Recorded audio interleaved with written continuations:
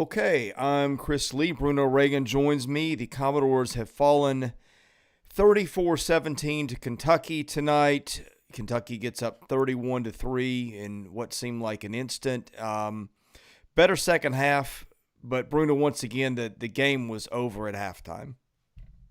Yeah, I mean, it just back to back to back off the Ken Seals. Um, we didn't go three and out. This is my first request. I said, please, no three and out, and they got one first down, so that happened. And then we immediately give up the touchdown when we flip the field. I think they went 85 yards. Yeah, they went 85 yards just to immediately score. I mean, made it look easy. Defend like when there was a contested catch, the defensive back would just break off of the receiver he was covering, let him catch it, and then close the distance back. Is it's just mind-boggling stuff. I mean, every single time. I mean, jumping off sides, the usual false starts, just things that just make you want to go grab some vices. I don't know.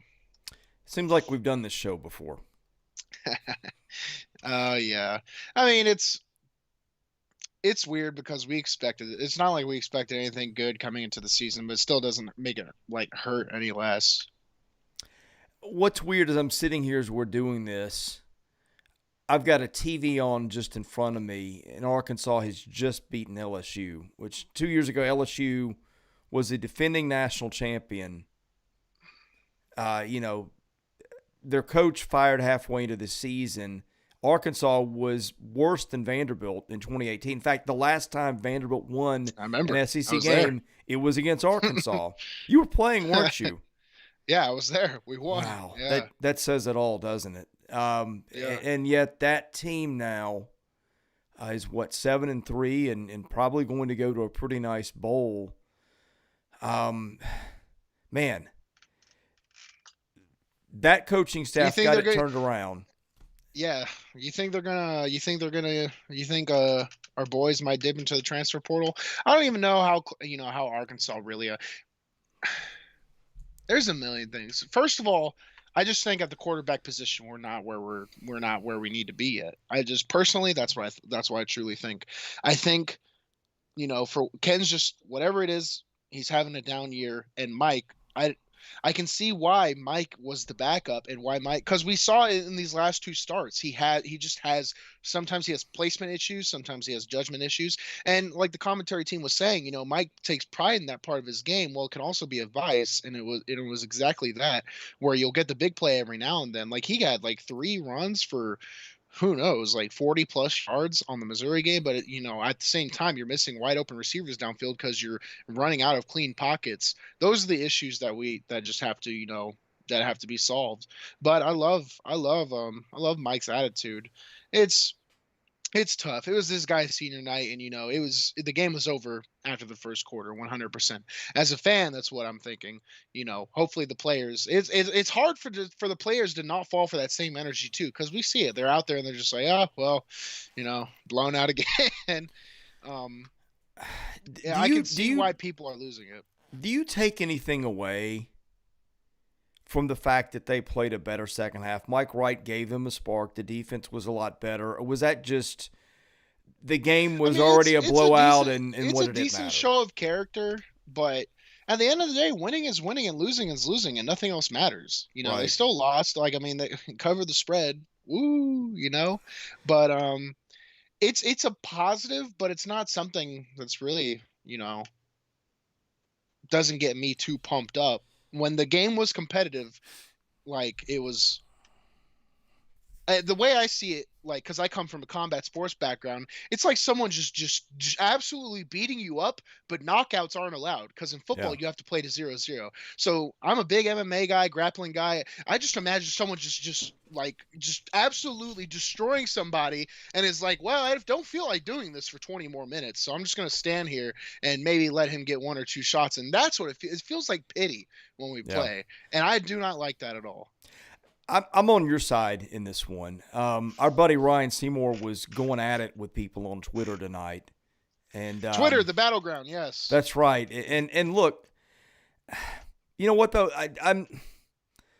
and this is not aimed at the coaching staff, right? I mean, they had a tough job to do. I don't know that they've done a great job, but the talent level on this team isn't where it needs to be. I mean, we could rehash the same things we've done the other 9 podcasts for the most part, and there's no use to it tonight. But I do feel like it's back to a point where people look for moral victories, and I feel like the school has tended to take them where it could get them. I feel like there's been a lot of enabling over the years. Well, I mean, I tend to agree with you, but we're also coming off what Franklin undoubtedly had the best stretch the school's seen, and other than the 1920s, which who cares, and whether you like Mason or hate him, he had the second best. He, Yeah. he just had. I constantly, when I was going to school there, when I first started going to school there, I'd walk by our bowl games, and I think it was four bowl games in the history of the school, and we were able to add 2 more plaques to it. So that is what it is. But I'm past. Yeah, the enabling part is over, at least for me. And I would hope for it is for the school. I mean, the school is putting together some investment on their end, but at Yeah. some point, like I said it today on Twitter, the place where all intellectual discourse happens. It's like accountability is not. It's not the worst thing in the world. It's not like going out there and saying I suck, I can be better. Means it's over or it's the end or if it's not a bad thing. It's an honorable thing, and it's something I appreciate, and it's something that's just the way I approach things. And I just wish and I think Coach Lee, because I'm listening to the pressers, I think he's starting to accept that role more. I think that was something Mason was struggling with a bit.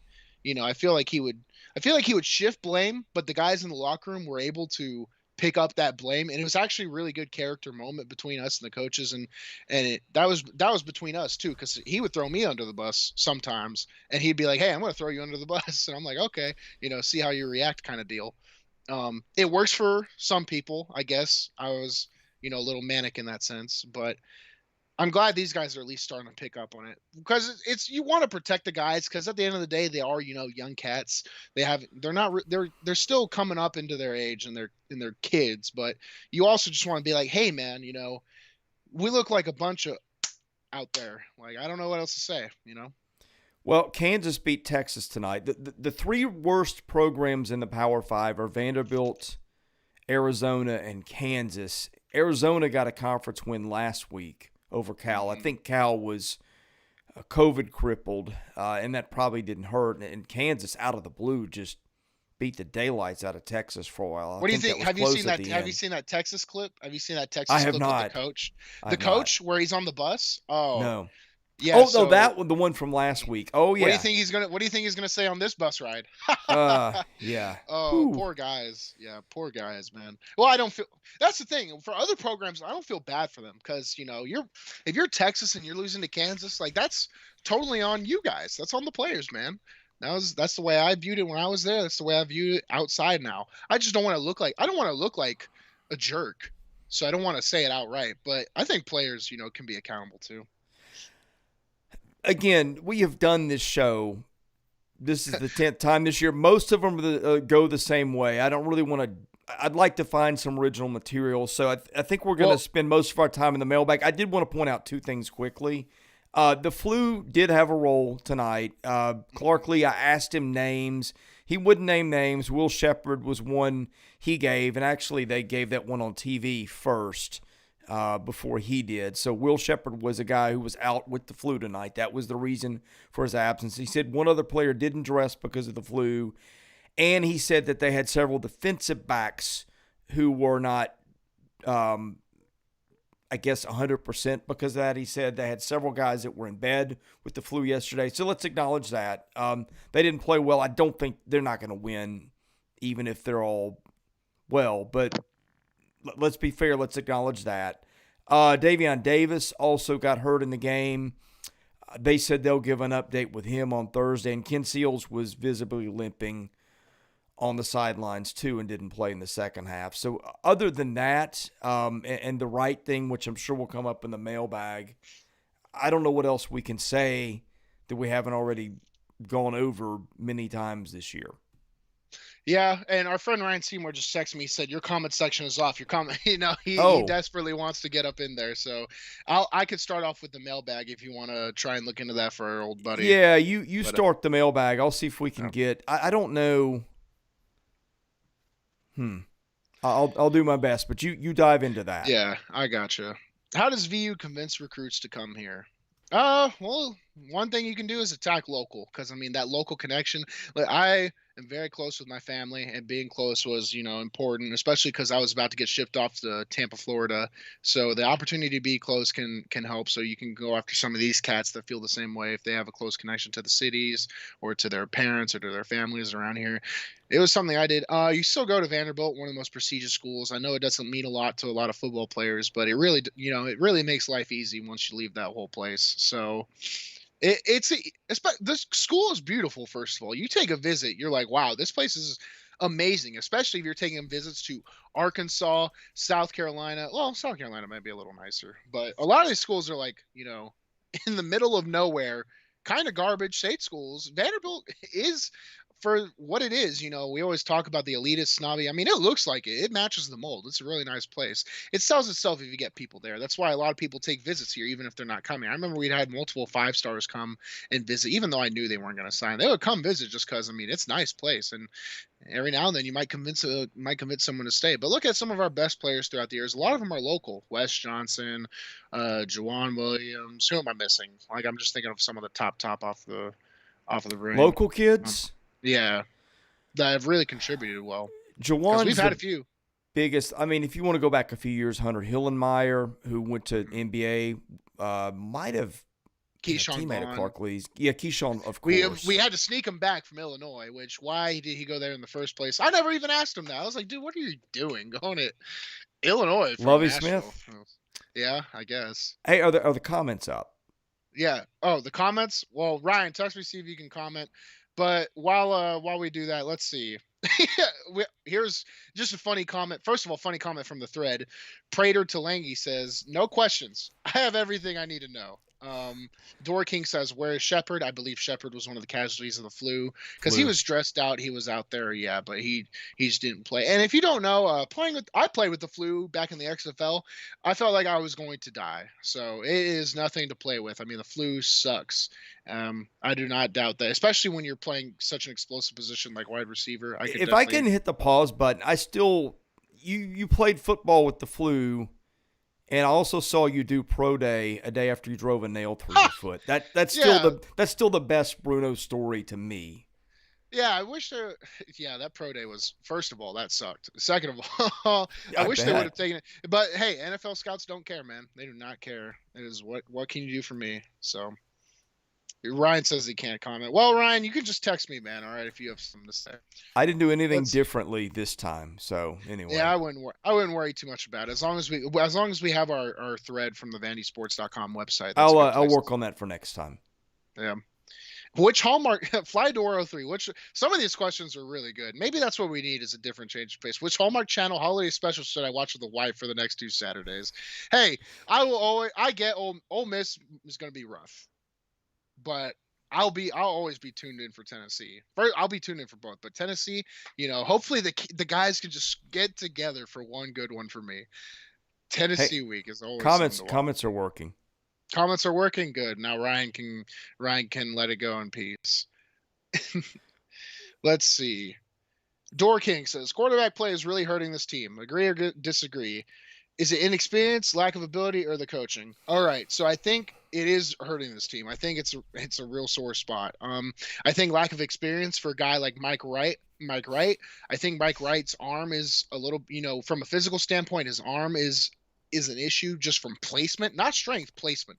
I think where he really struggles is the placement on the things like when Ken was hitting his first few passes, it was the ones that Mike would miss on the feet or overthrow because he was scared to throw it in the window because it could be a pick. But I mean, Ken would go out there and just rip it right in those windows. So it's like, I think we already said this on the show. If you take both of the things they do good and put them together, it'd be the ultimate quarterback.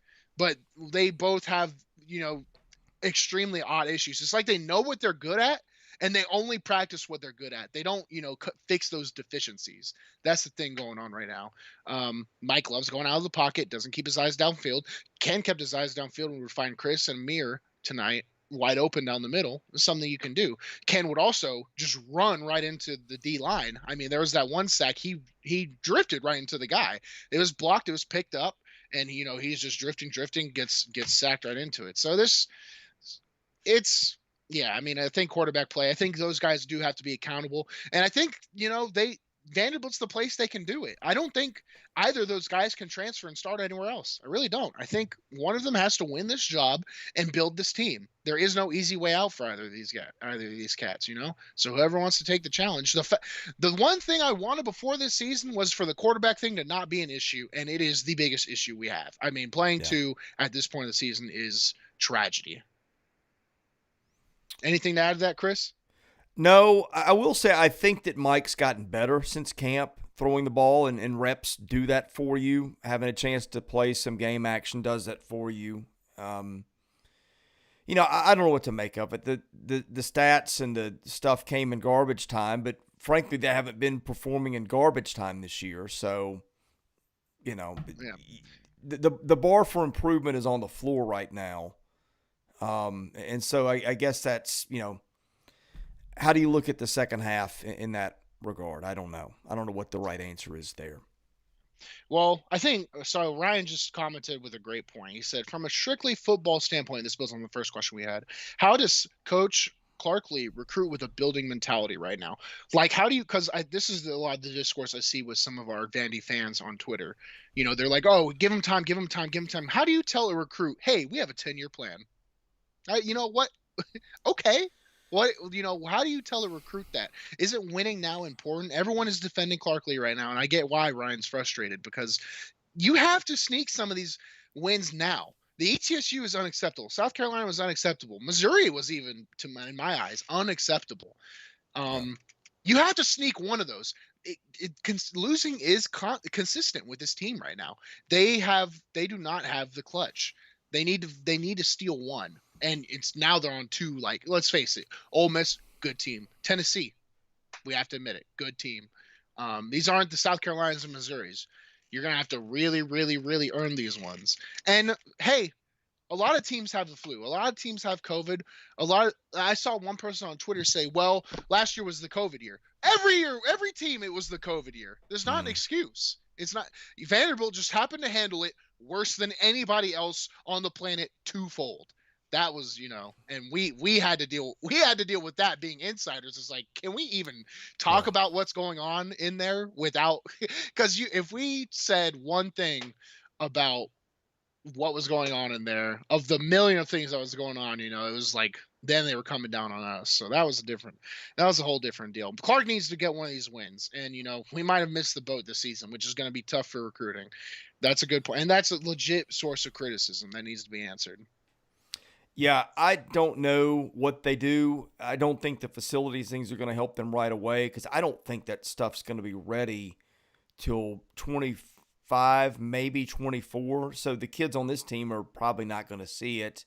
The kids who are freshmen next year will get to see it, I guess, as seniors, if that timeline is right. So, I mean, I guess that can help them, and they have not announced a timeline. That's just what I have heard. We will see if that's what comes to be. And that's where the school is going to have to step in. And if what I have heard is true, they're going to have to expedite this, because you got to help that coaching staff all you can right now. Yeah, but the coaching staff also has to help themselves. Yes. I mean, man, they are really, from switching the play callers to fall camp to the excuse I heard one week where the guy was like, yeah, our scout team's just really terrible, so we're never really prepared on game day. That was one of the most mind-boggling quotes I've ever heard in my life. Yeah, they need to help themselves before they can, before the school can help them. And, they have to make major changes to that offense, and probably the coaching staff, and they have to hit the portal. And absent that, this is not getting better next year. Now, if they do some things there, I could maybe see some improvement. I mean, maybe the next two games, something that they did in the second half clicks. I don't think they're going to beat either Ole Miss or Tennessee. I would be astonished if they pulled out either one. But maybe you make some games a little closer and feel like the team's gotten better. But absent that, well, not even absent that, the coaching changes are going to have to happen, I think. And I don't see how you get a lot better next year without getting experienced transfers in who can help you at positions of impact. Absent that, this time next year, we're going to be doing the same show. Ah! No! And it sucks because I think you just said what was that Al Gore movie? An Inconvenient Truth. I mean, I think you hit it with the nail on the head. I'm not going to come into next year either with a critical mind and go out here and tell everybody we're going to win 6 games and go to a bowl. I don't think that's going to happen either. I mean, we are really going to have to suck this thing up and just see what happens and hope. That's all we can do from the sideline, at least. You know what amazes me is I know how tough you are and what you went through. Covering this is driving you bananas. Yeah, I thought you guys were the ones that had it hard, but now I'm watching you on my side of things, and you're struggling with this too. Oh well, that's first of all how I do anything. You can talk to my radio host, and he's like, "How do people work with this guy?" That's just how. That's the energy. It's the energy I bring to everything. It's like it's the end of the world. So it's good for some things. It's bad for other things. But yeah, this is just how I normally act, anyways. So. Here's a good question from VU and GA. Will VU win an SEC game in the next 2 years? Yeah, they'll steal one. I mean, if it's 2 years without winning another SEC game, you're gonna see me on the evening news. Well, let me pause you there for just a minute. I looked at the schedule next year. Do you know who the first 3 conference games are? Let me guess. One of them is Georgia. Yep. It's Cammy, Alabama. Cammy, Miss State. Who's our other West? Nope. It is. It's one of those. Is Bama? It's Georgia, Alabama, and Ole Miss. Right now, the 3 best teams in the league. So the losing streak in the league is 18 or 19 after tonight. If they lose the next 2, it's going to be 21, 20 or 21, whichever it is, and then those 3. And then they get Missouri, which I think the schedule gets a lot easier in the conference after that. And by the way, all the non-conference games are before that, so they've got a chance to build some confidence. I just have seen you go through it with that Alabama-Georgia gauntlet, and you know what that did to that team's confidence. Killed the whole season. And that's what I worry about. Yeah, that's what I worry about with them. Yeah, I mean, it killed our team. That Alabama game, I think it killed our player confidence. I don't know if I ever told you this. After the Alabama game, we practiced every single day in pads that next week, which I get trying to add to the mentality of things, but for already how mentally beat down we were after that game, it just made it 10 times worse for the guys in the locker room. Like, and there's no Tim Tebow get in the middle oration you can give. Like, it's, there's no saving the guys. It just all went right after that. So there was no Percy Harvin or Tim Tebow in that locker room. No, there were not. I mean, skill wise or motivational wise, Percy Harvin might have motivated you on different reasons. But let's see. Let's get to the chat room. There are a couple things. Let's do it. Mac Reagan, why do we not target Chris Pierce? That's a good question. They really love Will Shepherd on this team. I mean, he has been the go-to guy at all times. And frankly, our deepest position was wide receiver. Cam Johnson, Chris Pierce, Will Shepherd, and Amir. Did I see some crazy stat that his last catch was at Texas A&M last year before this game? He had 2 for 9. Now, maybe in the conference, I don't know. But that's a crazy thing because that kid's good. He was really good. He made that Sports Center top 10 catch against Tennessee my senior year. Yeah. So they really love Will Shepherd, man. And I guess, we got 2 more games with Chris Pierce, who's arguably probably the most the best chance this team has is sending someone to the National Football League. So Pierce got targeted 6 times. Amir got targeted 9. that's a pretty decent Um, target amount for Pierce. Cam 3, which is high for him anymore. Don't get that. That is high for him. I mean, Hey, one thing. Go ahead. I'm sorry. well, he's just. I remember I was at the press box last game. The last game I was at the press box, and I was like, "Is Cam on the team anymore?" I I know. snapped. I didn't have any professionalism left at that point. I just looked around. I was like, "Is Cam on this team? Like, what's happening?" And then he got a catch the next play. But One thing I didn't mention: Patrick Smith, 18 carries for 84 and 3 catches for 9. Thought he played pretty well. yeah, he's a bright spot for a young cat on this team. He's Yeah. pretty good. He's a pretty good player. Kind of came out of nowhere too. Really had no idea about him until he started playing. Lance Williams, I know it's not going to happen under Lee, but do you think a gimmick offense such as triple option or air raid would put Vanderbilt in a better position to win with less talent? Absolutely not. I think what a lot of people really mistake about the triple option is it takes the number one thing that matters is discipline, sticking to your assignment 100%. You can't improvise, you can't go, you have to just stick to the game plan. And that's something this team is terrible at. It's something that, I mean, look at Mike Wright. Everyone's like, "Oh, Mike Wright in a triple option offense." Mike Wright said on the broadcast, talking to the broadcasters or whatever, he's like, "I love improvising. It's my favorite thing to do. You can't do that in the triple option. You know, you can't just go, "Oh, I'm going to spin and go outside here." That's why the service member academies do it. It's because that's their whole culture, right? I don't, and that's definitely not going to save Vanderbilt. First of all, it's not going to just be like, "Hey, we won the triple option and we're really good now." That's not going to happen either. I mean, you're still going to have great players. I mean, who are the Georgia Tech had two like first round NFL wide receivers when they were running the triple option. Like, it's not like they were a bum team and they were running the triple option. They were just really good, and they so happened to run the triple option. Players you have in the locker room are going to win you games. No gimmick offense can do it. I mean, we just don't have we also don't have a quarterback that can just get the job done for 60 minutes right now. I think I told this story, but when I first got back into this in '03, and I was doing our recruiting, I think Calvin Johnson was one of the first 5 recruits I called. Mm-hmm. Yeah. Vandy was looking at him. He was out of Sandy Creek, Georgia, and obviously we know how that one went. But let's see. Are you on the board? Yeah, I am. I'm on the. I think the comments on the chat are all addressed by now. At least the ones that were there in the form of questions. I'm looking through. Why don't you just go through the thread in the war room and answer things that pop up?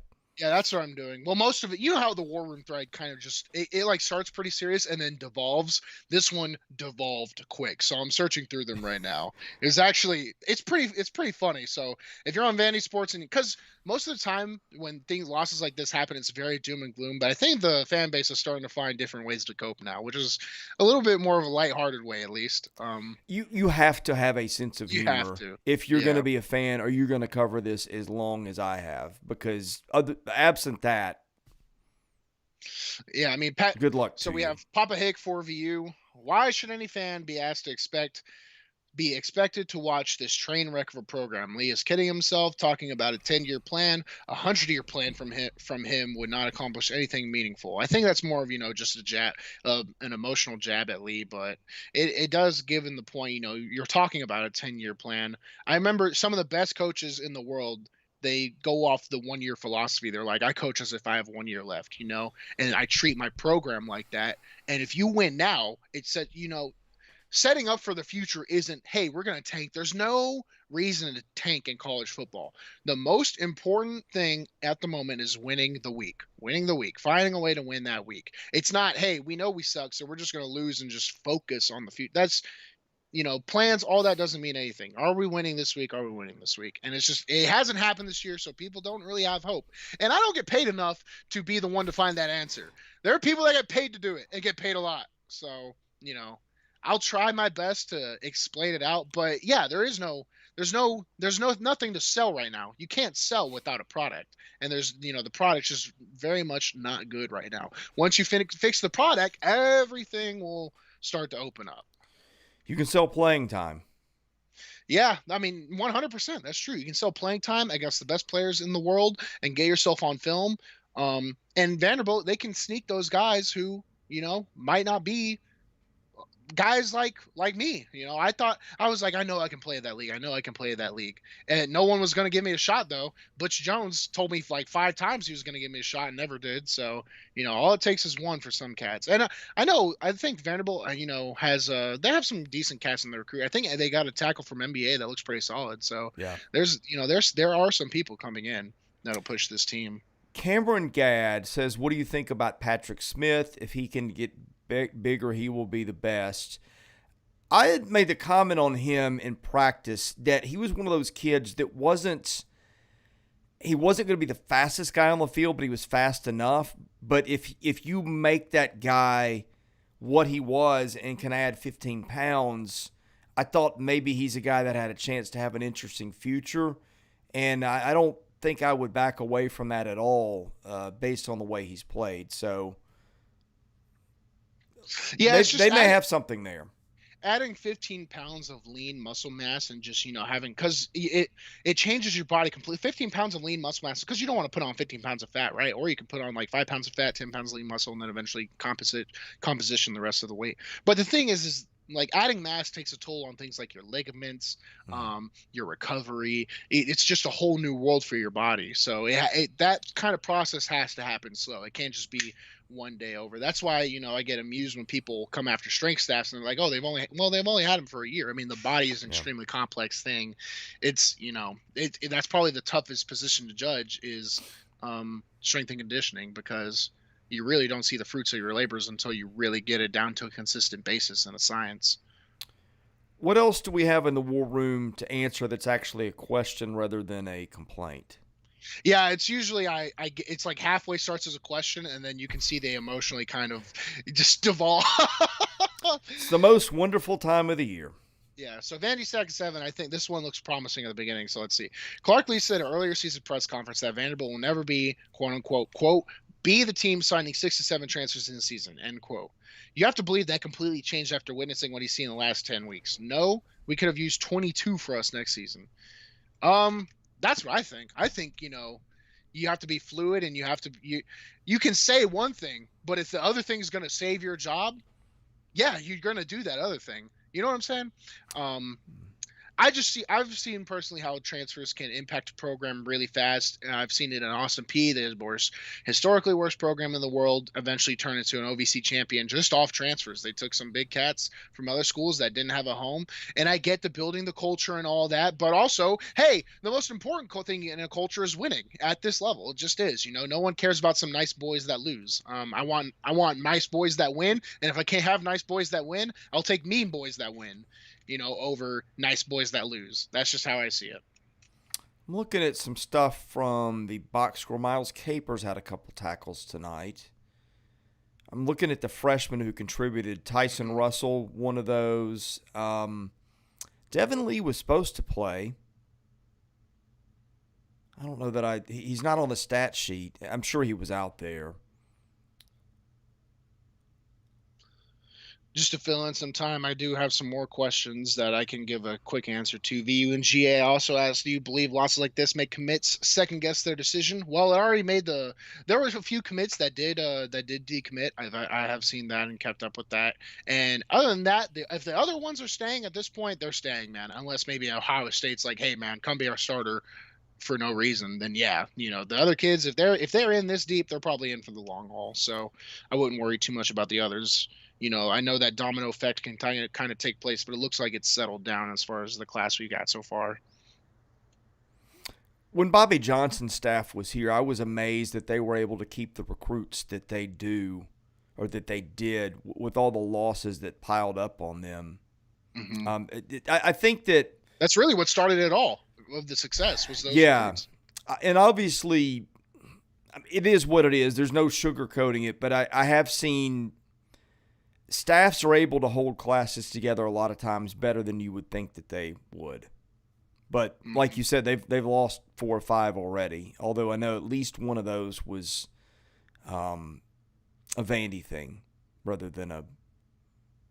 In other words, I think they allowed the kid a graceful exit. But anyway, I think I have one more here for us. okay. Vandy Fitz, please discuss the different factors responsible for Seal's seeming regression this season. He puts in parentheses, for example, less blocking, receiving talent around to work with, mismatched game, play calling, defense having seen him more, mental confidence issues, etc., etc. So I think you bring up the points right off the top. I mean, he was getting a hit a lot early, so he's getting it when you get hit a lot early. He subconsciously was changing the way he operate at the quarterback position. And then when the blocking was getting fixed a little bit more and more, he was still in that survival mode, and that messed with him for sure. I know the term sophomore slump is thrown around a lot, but that's used for like unexplainable sort of regressions.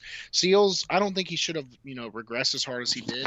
I think constantly having Mike in his back and the back room chasing him also didn't help. It was probably focused on competing more than, really fixing the issues he has. I'm sure the offensive, listen, you don't just change your play caller in fall camp for no reason, right? There were obviously some issues, and I'm sure those issues were sinking into whatever they were learning in the quarterback room and then having to totally flip. If we have to believe what some other outlets have reported about the team, they're flipping offensive schemes in the middle of the season, which can be a tough thing to do mentally. But when you're the quarterback, you have to be the one that rises above, and not only that, drag everyone with you. I've just seen what it looks like with a guy like Kyle Shermer. I mean, a guy who is probably the most valuable person in that whole building, coach, player, admin. The dude was Kyle. That's what being a quarterback is. It's by far the most important. The eyes are on you, the accountability is on you. So someone's got to step up and take that role. I mean, I say that every week, but once someone does that, that's why you'll get the most praise. Mac Reagan asked, did Vandy start a freshman at guard? Yes, it did. Xavier Del Castillo got another start. Mm-hmm. And that's been, 2-3 in a row? What guard was he playing tonight? Which one?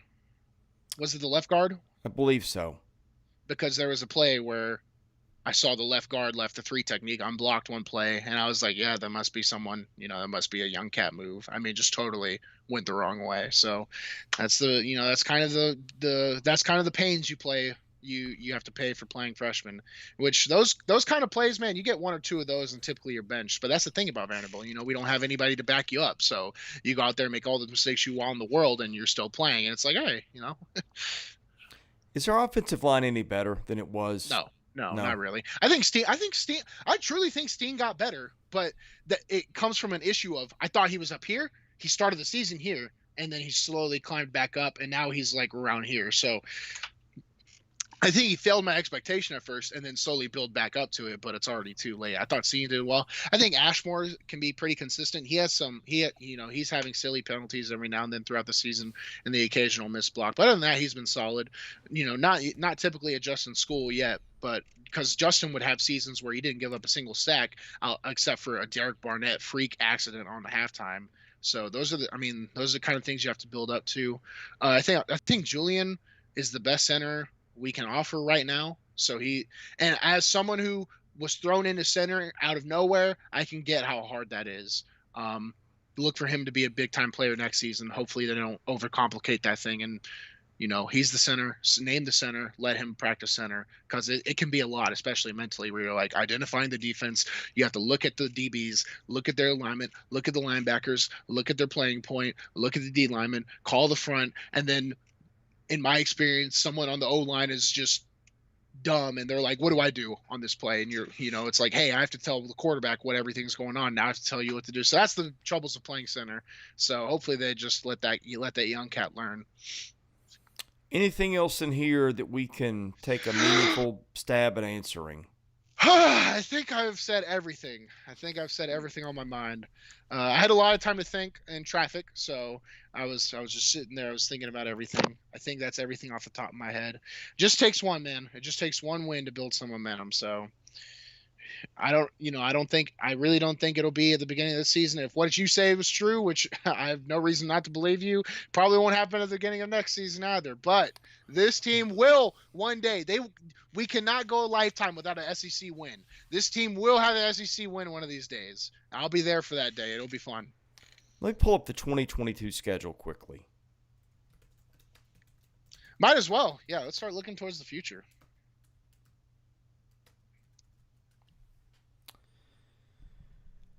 I know they open at Hawaii, which will be interesting. Winnable. Yeah, winnable game.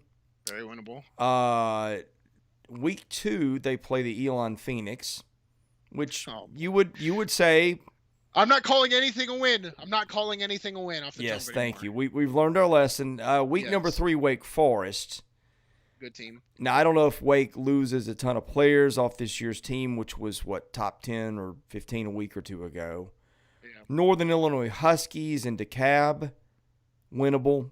I mean, I probably shouldn't say that at this point, but Yeah, don't even say it. Just say the team names. well, let's just say it like this. It's not Alabama, Ole Miss, Georgia, which would be the next 3 games. Yeah. And then road trip to Missouri, off week. That'll be the second off week they've had. They will have one between Alabama and Ole Miss. Then South Carolina, Kentucky, Florida, Tennessee. Interesting that, because I think Ole Miss has been the second to last game every single time for a while. It's interesting Ole Miss is finally getting flipped on that schedule for Florida to the second to last game. Yeah, other than the year they opened with them here. Yep, that was and then 15 or 14 they played them. Yeah, we were there for that. Yeah. No, the one in the stadium here. No, that would have been. In 15 we played them at Ole Miss too. It was 16, 17. There were just more seasons than not that they were the second to last game. Like this season, they will be. Right. Vandy Chris says, bad news, Wake quarterback Sam Hartman is only a sophomore. So there you go. Well, beat him. We've got to beat him. Right. Anything else? I think that's it, Chris. All right. We're getting out of here. Thanks for watching and listening. We'll catch you guys next week.